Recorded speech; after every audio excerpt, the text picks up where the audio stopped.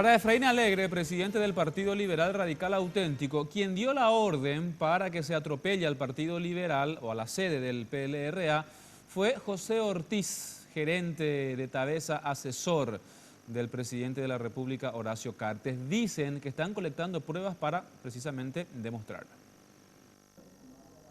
Los que atropellaron y el Paredes Palma recibió órdenes de arriba del verdadero ministro del Interior, de José Ortiz.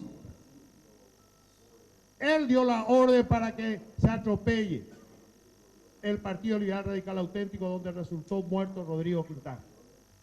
Para el presidente del Partido Liberal, el hecho de que alrededor de 20 efectivos policiales se hayan movilizado de forma coordinada y hayan atacado a balazos la sede que preside no es coincidencia. José Ortiz, mano derecha del presidente Horacio Cartes y gerente de la tabacalera del mandatario, es quien, según Alegre, dio la orden al comisario Tomás Paredes Palma de iniciar el operativo. Desde el partido aseguran tener pruebas para demostrarlo. Nosotros vamos a exigir quién dio la orden, es lo que queremos saber, ¿verdad? ¿Quién hizo la llamada? Vamos a revisar las llamadas, vamos a ver un poco los controles de quienes le llamaron a estos que intervinieron, vamos a hacer los controles cruzados, vamos a hacer toda la investigación, pero tenemos ya trascendidos que nos señalan de que la orden vino de José Ortiz. Las fuertes acusaciones se dieron durante una conferencia de prensa en la que el PLRA anunció que se plegaba al paro cívico nacional anunciado por estudiantes secundarios para este viernes.